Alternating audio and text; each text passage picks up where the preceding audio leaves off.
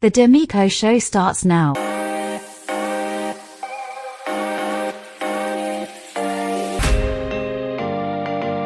Welcome to the D'Amico Show. I'm Steve D'Amico. Today, I'm joined by the two founding members of Cheap Machines, Ian Barr and Travis Kelly. Welcome to the show, guys. Hey, thank you for having us. You guys have some new music coming out. Can you kind of take us through the journey of founding your band and your story together, how you guys know each other, and just your musical journey? For sure, we can. Well, the first thing I wanted to say was that it's an exciting moment to be here and talk to you because this is our first interview that we've ever done, and it's very appropriate because you and I moved to LA together, and It's true. we started this crazy journey on pretty much the exact same day. But yeah, we're excited, and we're two of five in the band, but we've been playing music a long time. So Travis and I originally met in high school. And in Champaign, Illinois. That happened in the Midwest. Yeah, you can tell the people a little bit about that. What about Champaign, Illinois? Yeah, about whatever it is about the Midwest that you think they need to know. Ian and I grew up together. Both like music a lot. We started separate bands, mostly because we have an aggressive amount of competition with each other. You guys had like rival bands. We wanted to flesh out and decide who would be. There was literally two bands in the high school, and we were kind of heading up each one, and eventually we decided that that we should probably get together and figure something out. It was a super tiny high school. It was like Catholic. I think our graduating class was like 65 people. Yeah, it was a big one. So when there's two bands at a high school of that size, those are the two bands. There's not any more than those two. So we did Battle of the Bands. We played shows together, and we always kind of kept it separate. We were like, you do your thing, I'll do mine. But we were always friends throughout the whole thing. Yeah. And it had its ups and downs. But we decided, down the line, I think it was like around college. Yeah. We started sending demos to each other.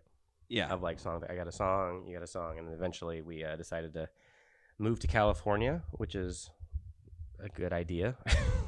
and we started recording an album when we moved in together, and we moved in. Travis came to visit once or twice when I was living in Hollywood. You remember that time, but he showed up around like 2016 to live here. And we just kind of were like, what would probably make sense is if we lived in an apartment, we sat down, learned how to make an album. No one's going to do it for us. We have to figure this out by ourselves. And I know you know what that's like, having to just kind of get up and make the thing you want to happen. So we really just went full bore into making sure that these ideas were going to get committed to a record. And we did it.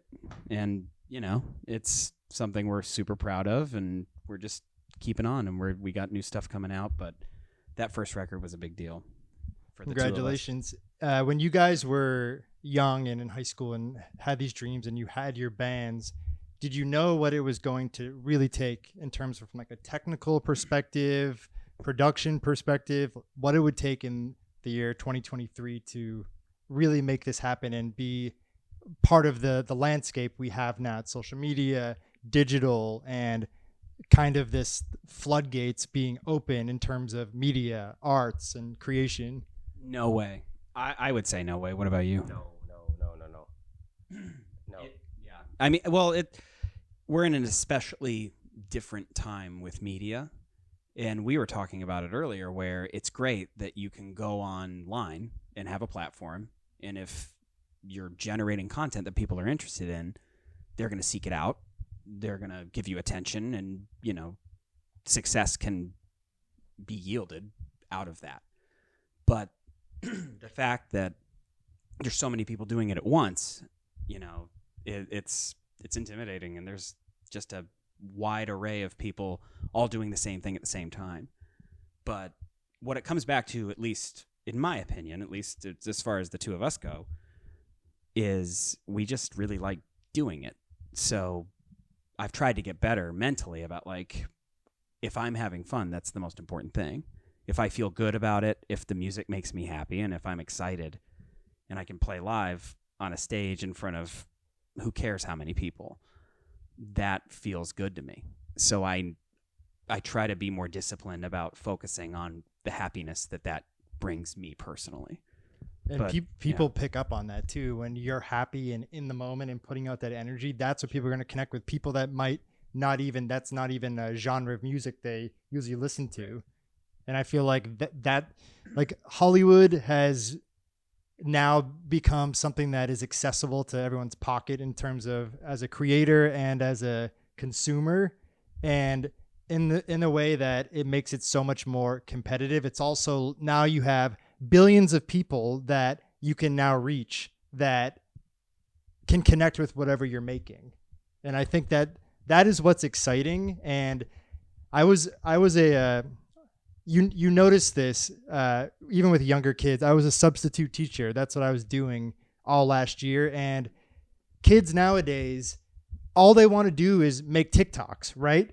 But it's like TikToks is basically singing, dancing, and acting. Those were things before that no one was doing. You know, like you have like your cliques in school, but the people that were acting, singing, and dancing, they were in theater, they were in drama club. Now everyone is doing that. It's like we've reverted back to this like Brady Bunch era where like everyone is just like singing and grooving. And I want to go back to the Brady Bunch era. Yeah, I was gonna say. I mean, that's not a bad thing. Travis but, is more of an Osmonds guy. No, I'm not. I'm Brady Bunch hardcore. I noticed that there's so much more desire for that. And I wonder, is that just like the nature of humans we want to express, or are kids growing up with this media and just realizing like this is where I want to be making my career or making my interests lie? Because the internet really, it blew up like the year 2000, let's say.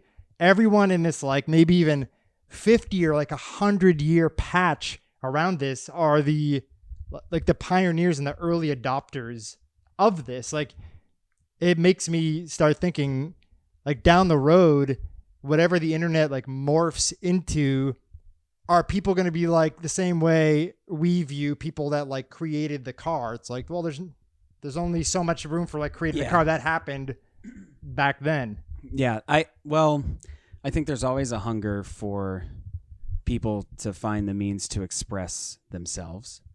And there's probably definitely some crossover between that group that you described of people that want to be on TikTok, who have this, idea of wanting to do it because that's what they think they want to do, and people who really want to do that because they feel compelled to share themselves in some artistic medium.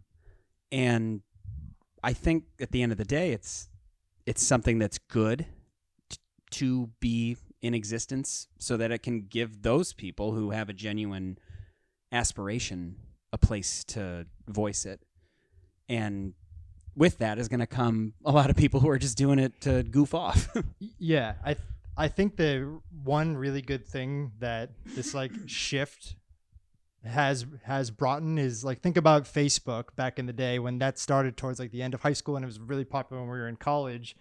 Facebook was basically to document like yourself shit face. Like you'd have some girl who's like, oh yeah. Thanks. Oh yeah. Thanks, Kara. Like that's basically what it is. Nowadays with kids like making TikToks, they've like made a real stance that what they want to do with their time is give their data to China. And like, that's commendable. No, they actually want to like create something. Like, you know what I mean? You don't go on TikTok just to make a video of like, look at this person shit face. I remember this happened to me multiple times throughout high school and college.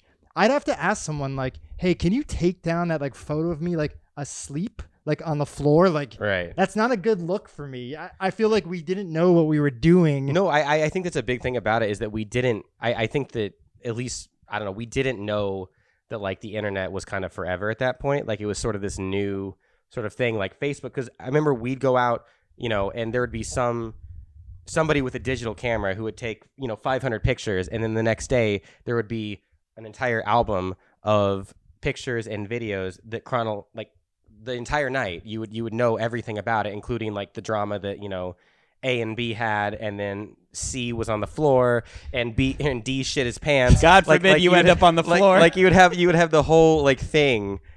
It would be on, and be like, oh, that's hilarious. Like, oh, I'm so embarrassed, and it would blow over. It was like, no, that's still there. Like, you could look that up right now, and this guy, is some like engineer somewhere, and he shit his pants in a video on Facebook, like in 2006. Like, that's still there. You hear about these like theories that the screens, the more you look at the screen, there's like the theta waves that are produced when you're looking at the screen can really just like warp your sense of reality and like suck you in. Because it's such a, it's so intoxicating. Sure. Like sure. You think about not being able to use your phone or not be able to have your phone. It's like, oh, man. Whoa, I can't sit in a room and do that. Well, and I used to be the person who thought I didn't need my phone, and I feel like it's in the last few years where I'm always reaching, and I'm like, why am I looking at this? And I'm doing it for that quick release of like curiosity and satisfying this itch that I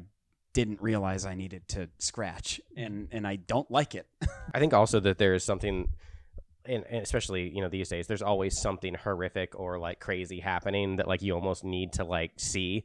Like there, if you put your phone down for 2 hours, something ridiculous has happened somewhere with somebody doing something, regardless of what it is, and they're already talking about it, and so you're like, well, what did I miss? And it's just kind of the society we live in. I don't know. Yeah. Like you can't really feign ignorance anymore because of things like pandemic, lockdown, those types of things. You can't just be like, oh, I don't watch the news. Well, it's like, well, guess what, honey, you're out of a job and you need to put a mask on right now. Like you have to engage with it, or you're not going to be like tapped into society. Yeah. The thing about there being this landscape of social media that we are just kind of all, contributing to on this level that is going to create some weird, I don't know, hellscape, social media hellscape.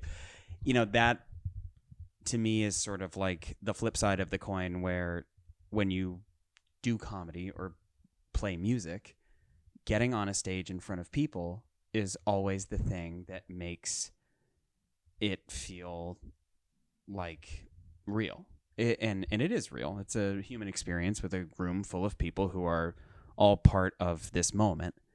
And that isn't going anywhere. I really don't think it's going anywhere. It can't. And that's why the whole SAG strike and this argument that they think, oh, we're just going to use AI copies of you to fill in scenes, and we don't need actors, we don't need writers. Right. There's no soul to the art then, and that's what art needs to move people. The fact that these networks and production companies, studios think that they can replace that, it's like there's just the spiritual growth is just not there. It's just insane to me.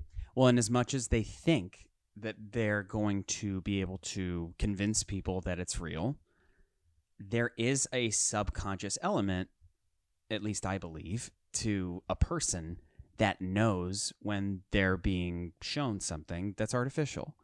And maybe that's not true. I don't know. But I think it is true. I think there's something about art that you can always tell came from a person. Completely agree with that. And I will say this, and this is...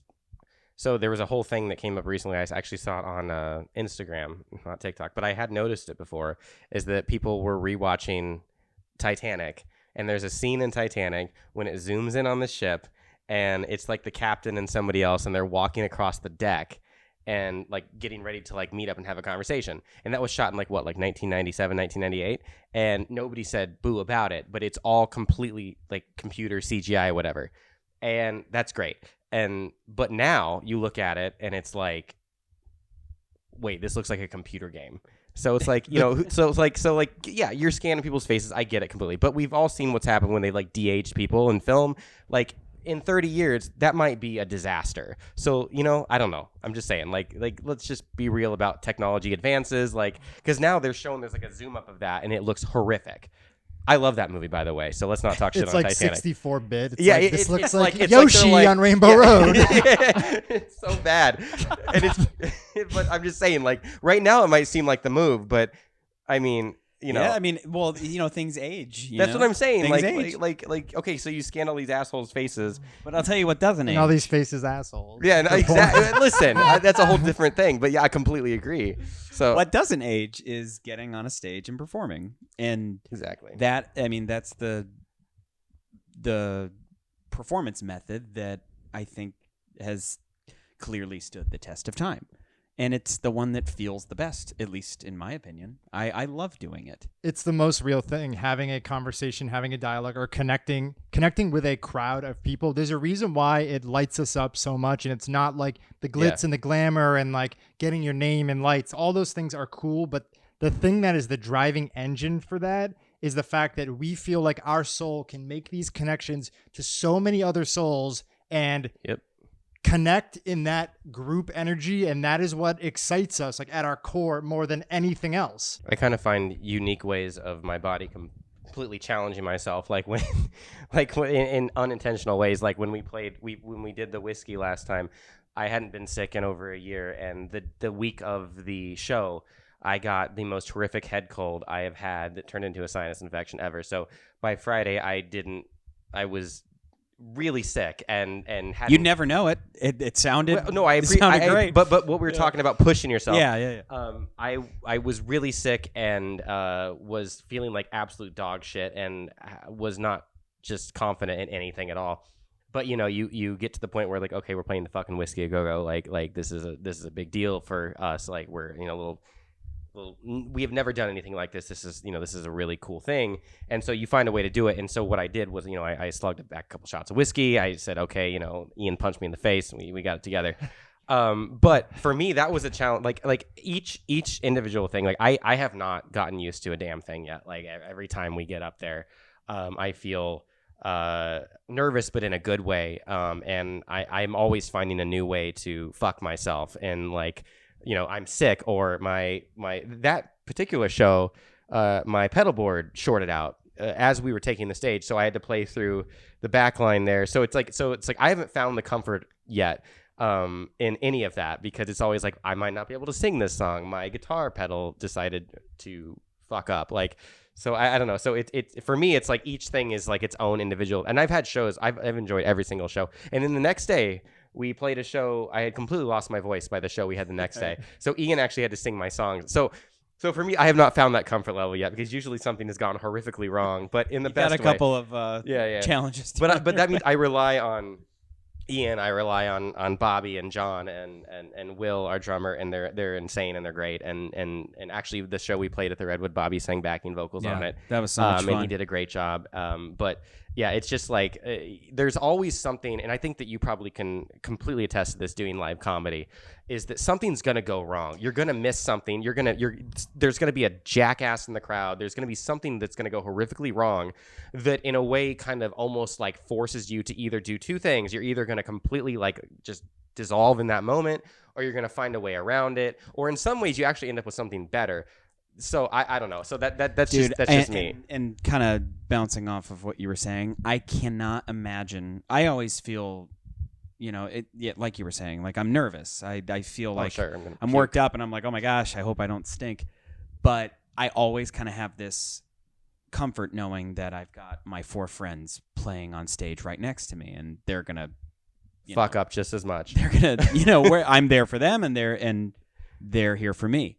But and no one in that crowd is, if they say something I don't like, I'm probably not going to hear it, because we're playing so loud. And if it's not something they're into, then too bad. But I can't imagine, and I always think about just getting personally attacked or heckled by someone in the crowd and having to kind of like integrate that into your situation. I feel like you'd be good at that.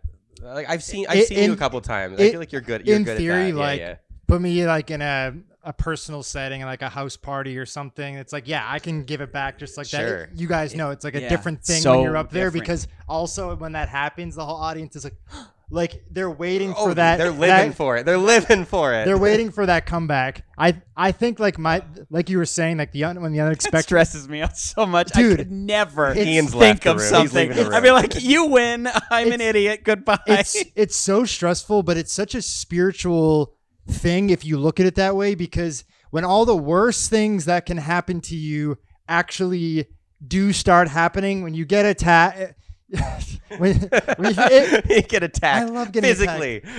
when you get attacked by an audience member, when you sign up to get on the Titan 2, when you no. Oh, damn. When someone heckles you and all these like bad things happen, your ego thinks it's going to be its demise and it's protecting you, but then you're like, no, I'm still here, I'm still breathing, I'm still alive. My ego's bruised. I might feel like anxious and like a loser and want to run out the door, but you can prove to yourself that the fear is like so much within your head, and that is a driving force for me to keep getting up there, because there is that anxiety and the nerves, but the more you do it, the faster it goes away. It converts into something else. And I've always wanted to know where is the root of this? Where is this coming from? I want to transform more and more and more of this darkness into light. And I want to face all of my fears. That's what's most important for my personal growth. Like at the detriment of like, how much money's in my bank account? Like all these other things that I probably should be prioritizing more. It's like, I want to not have any of these fears because I know these are the things that are holding me back the most. And it sounds crazy. Like if I can't like speak in front of a room of a few hundred people and make everyone laugh, then like I still have these fears. But that's what it feels like personally for me, that there's like a discord in my energy field, like a blockage. And this is why I'm compelled to do this, because I know through doing this, it's going to clear that up. And when I clear that up, more and more and more imagination and inspiration from my source is going to come in. You have to be so bad and be willing to be so horrific but still driven to like do a little bit better each time. You have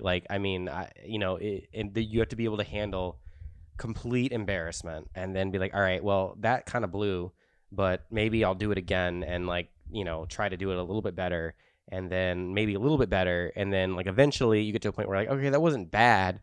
There's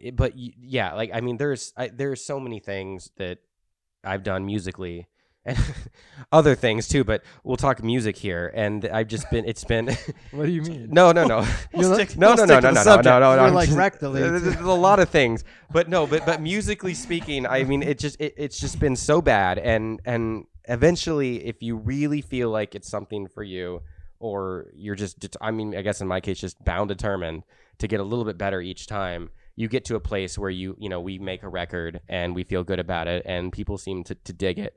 But there's so much just slogging through just absolute nonsense. And it's bad, but you got to be willing to do that. And I think that's something that in any sort of creative arts thing, or really anything, honestly, is you got to be willing to be really fucking terrible for a long time. And I feel like there's a lot of stuff in your bloodstream and in your brain that you just have absorbed over time.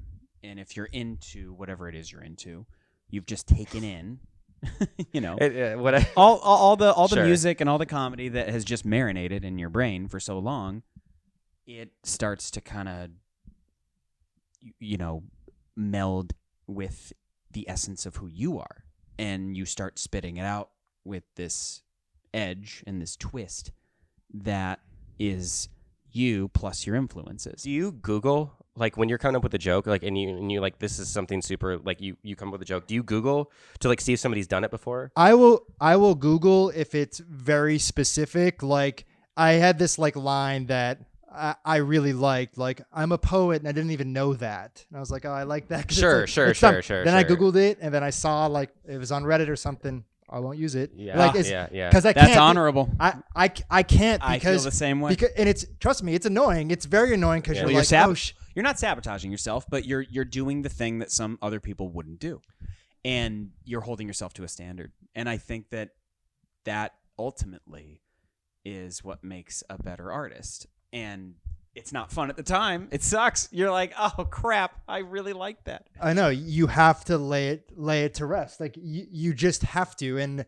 I'm such like I guess like a pick me with like making up like certain terms or like funny variations of words, and I almost don't even want to Google it because it's like shit. ChatGPT is gonna be shooting this like shitting this out to someone else. Yeah, now. you're giving the information to somebody who might want to create somebody on the other end, an AI joke. Yeah, I just feel that's like awful. The collective consciousness, like there's a lot of parallel thinking on certain things, and just from hearing a lot of stand up at open mics, a lot of people say like the same things, and you almost want to be like, that joke about like Trump or like COVID or whatever it is, like you must know in your heart that this has already been done. You're doing the work of making sure that you keep your own original material true to yourself, and that's there's sacrifice that comes with that. Do you ever hear something and you're like, oh, this is like low hanging fruit, like let's get real, like this has been said 500 times, slightly different wording kind of deal? Yeah, definitely. And maybe this is like me just wanting to be, I don't know, edgier or whatever it is, but I just try to go like weirder or more like combining things that you wouldn't think of, or touching on things that are like, more like metaphysics or things that are like the world is just like cracking the surface on, because comedy has to draw based off the times. I'm not going to be like, what's the deal with the rickshaws these days? It's like, we need to be talking about like what is relevant, because the comedian is the mirror for the times. Yeah. By the way, what anagrams, like the letters of your name, making things. I have some like wild anagrams for my name. Like I'm excited. Like the word comedian is like one of the things based on Stephen D'Amico. It's like comedian vest is like one of them. Another one is encased vomit. So know what another one is? Active demons. Like I'm like, okay. Yeah. I just feel like these are the little signposts that like I'm like, this is all true. Like, did I tell you that the universe trying to tell you something? Not even the universe. A shaman told me I have an entity. Like, I met a shaman. No. Yeah. And I was, I'll keep this. I don't care. I think that's fascinating. Yeah. I haven't. We're talking to you now. This is flipped around. Like, I haven't come out yet with this. I'm coming out of the casket. I have an entity. I was at a barbecue, and this Nigerian guy was like, you have entity. He's been attacking me this whole time. I was like, pass the potato salad. Like, what do you say when? Wait. Did that really happen? Yeah, this really happened, and your entity has been attacking somebody for an entire cookout. He said it was attacking him, but it's like my entity. It mainly attacks me. Look, I gave him the day off. He's gonna attack other people today. Like, I've made peace that I have an entity, and I consult him on jokes now, and like celebrate his birthday. We do pin the tail on the entity. Like no. These are the type of jokes that like they're landing hard right now, because I'm having a good but the first time I took mushrooms, I saw like I saw like a like shadowy figure like pursuing me. Oh shit. Pursuing me the entire time. And that's why when it's like this guy told me I have an entity, I was like, duh. Like yeah. Like it just made it made sense. And like a lot of my suffering, the idea of like these entities, basically when you have traumas, like we all have an auric field, right? And when you have traumas, it creates holes in your auric field. Oh shit. And it's called soul loss. Your soul, part of your soul is like sectioned off, and you're not having your entire soul there. And when there's these holes in the auric fields, you can have these entities attached. And it doesn't necessarily mean like you're depressed, so you have an entity. Getting surgery, like having your body actually opened up in surgery, can open you up to these entities. Anytime you're in a lower state, and when you're in certain environments with like high EMFs or mold or things that are going to lower your frequency, these entities can attach. This is my belief. This isn't like mainstream science. This is my belief that this is a reality, can happen. Also, my father like had his own demons, and he'd even say it's like someone like took over my thoughts. Like, I don't know what's going on. And I even remember before I came out, I was in Boston, like in some lecture. And I remember being like, hearing these voices like, you're gay, you're a faggot, you need to like come out with it. Turns out it was an upperclassman sitting behind me, but the entity was still there. The way I view entities now is that it's personifying like that darkness within me or within anyone. And I've really been on a path now to like clear that out. And the way I'm doing it is like following my passions, facing all of my fears. I like apologize a lot now. Like I've gone through, like I've tried to make amends. Like I shoplifted from like a Ralph Lauren store. I made like a $60 donation to like one of their charities. I pissed in a Macy's dressing room on the floor one time when I was like drunk in high school. Let's unpack that. I pooped in that to just like even it out now. I was gonna say, I think there's a desire within you to. I'm also a narcissist. It sounds like I think I think there's a little bit of that. No, there's no chance that we are all sitting here without a little healthy dose of narcissism. Yeah, there's no cameraman. We are the cameraman. Yeah. We're the reason that this is even being recorded.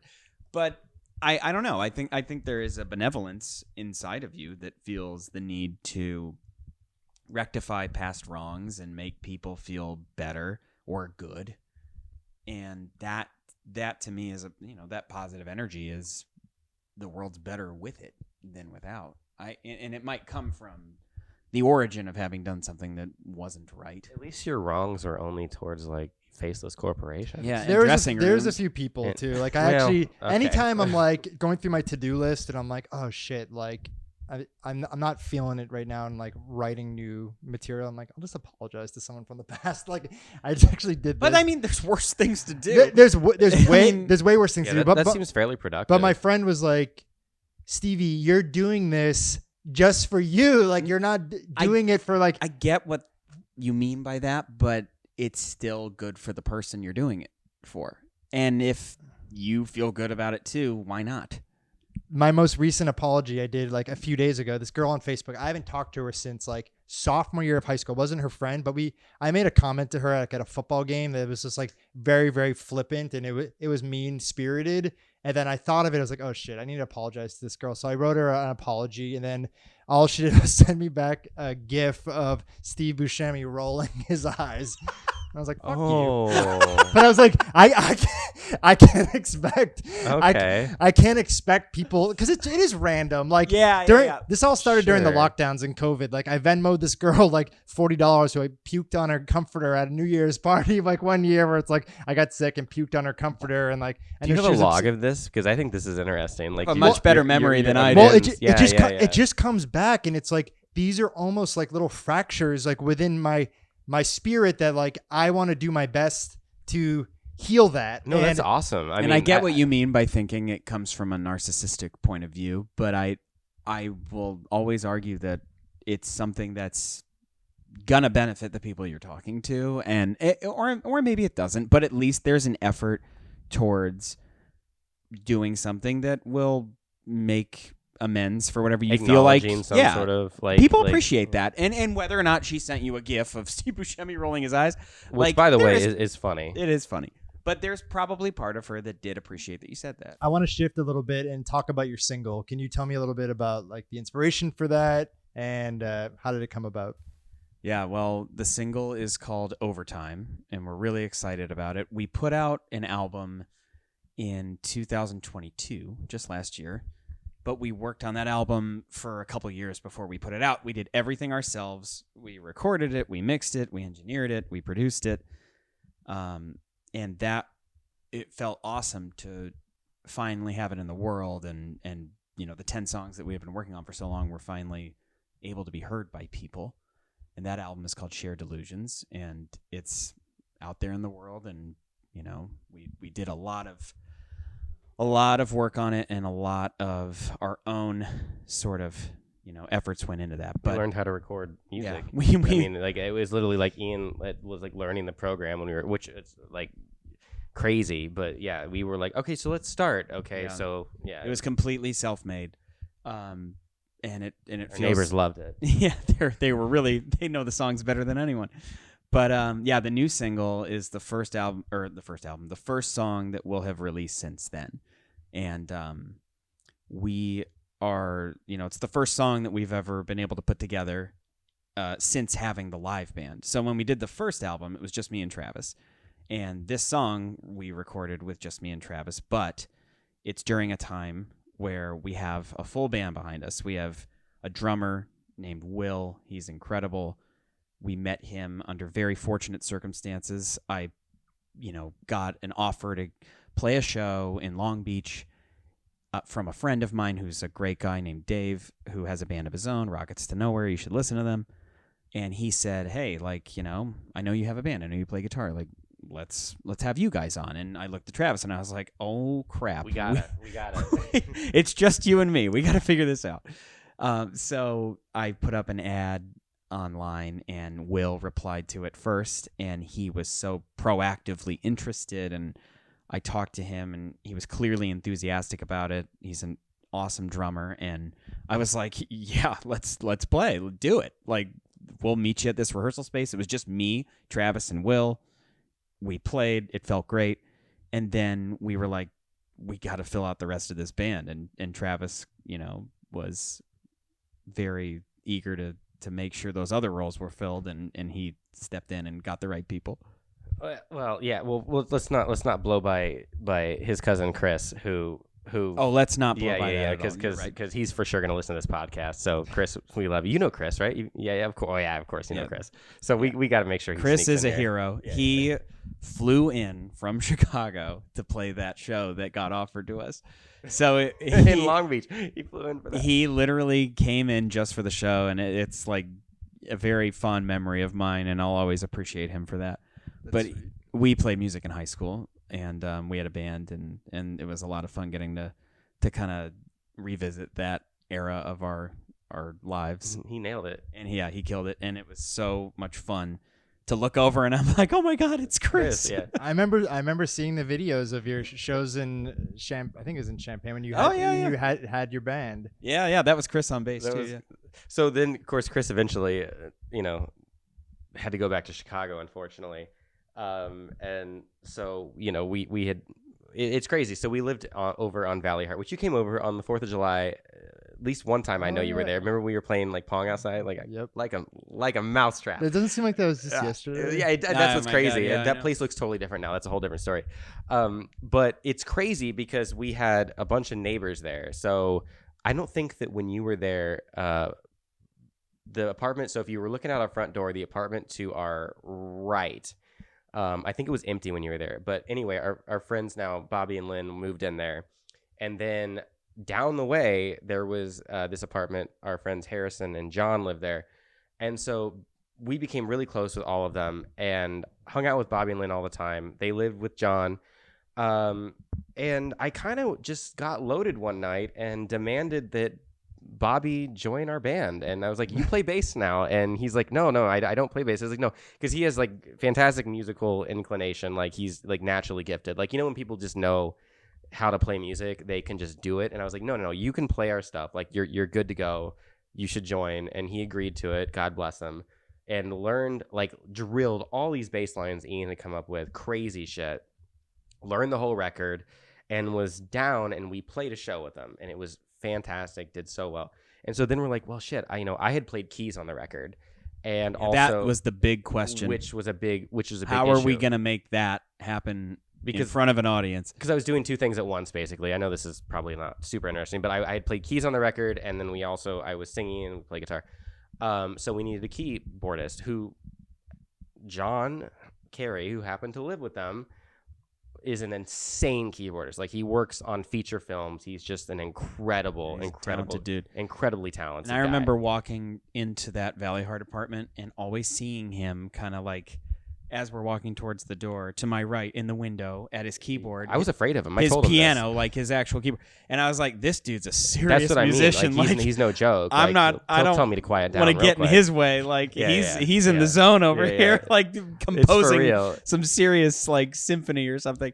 And it's cool that fast forward, a little farther from we that. smoke a lot of spliffs together, and let's get real about that. It's okay. It's totally legal. So it was one night we were out there hanging out, and I was like, dude, John, it would be so awesome if you would like just play some keys for us, because like I knew he was like, it's key parts that I had played on the record, which he is just to the nth degree more talented. And I was like, I know you can do it with your eyes shut and, drunk and everything.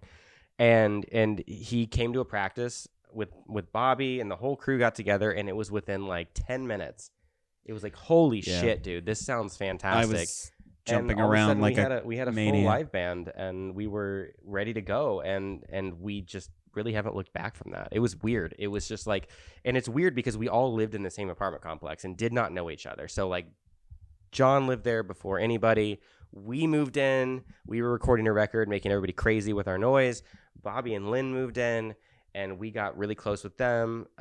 We knew that, Lynn can sing her ass off. Bobby is a great musician. We had no intentions of like doing anything like this band related with them.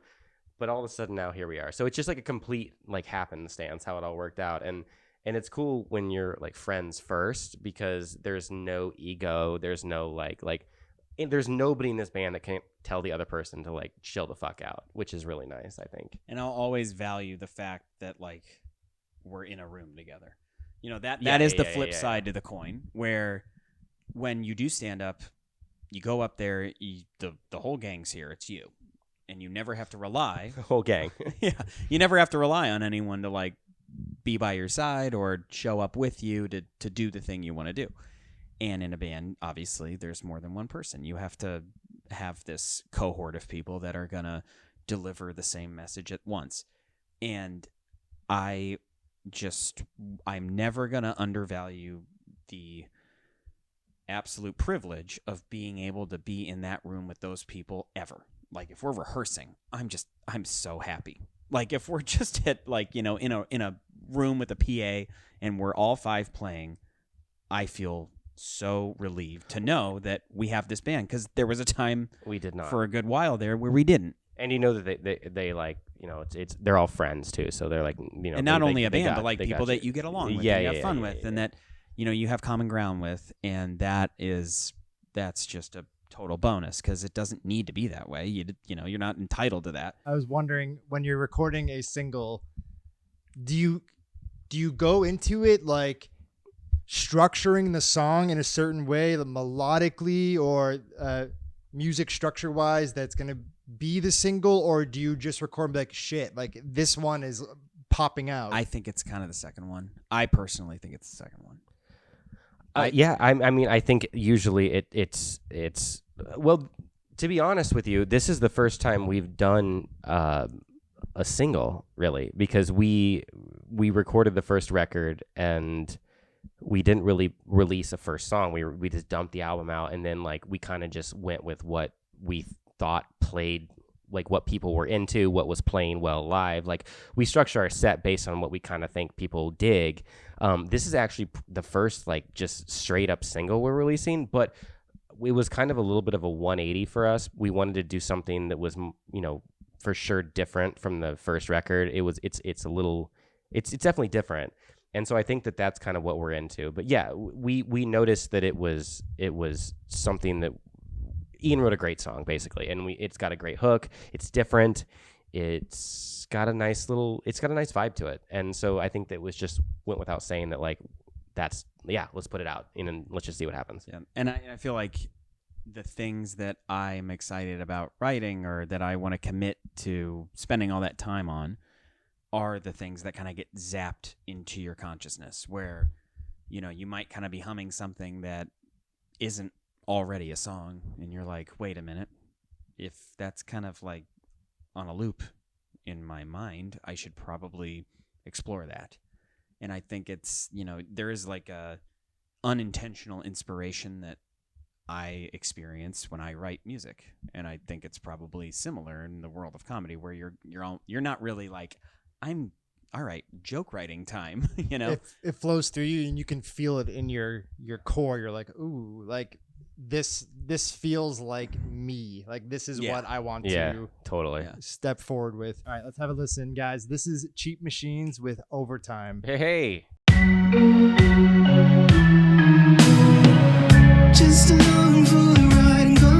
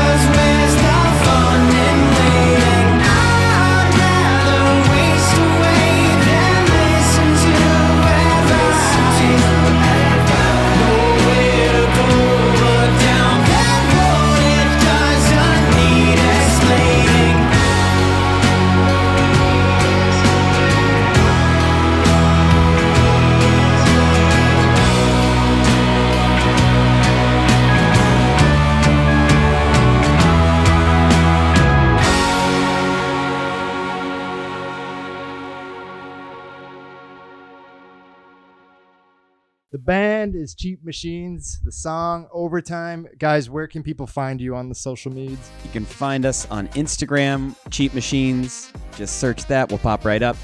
We're on Spotify. You can stream our first album there with the new single Overtime and more songs to come. Music video is out too. Check it out on YouTube. And Travis, did you want to plug your Zanga or anything? Yeah, Live yeah, journal? absolutely. So I got a lot of things coming out too. No, it's good. I'll be on the socials for the band. All right, awesome. It's been the D'Amico Show. Catch you next time.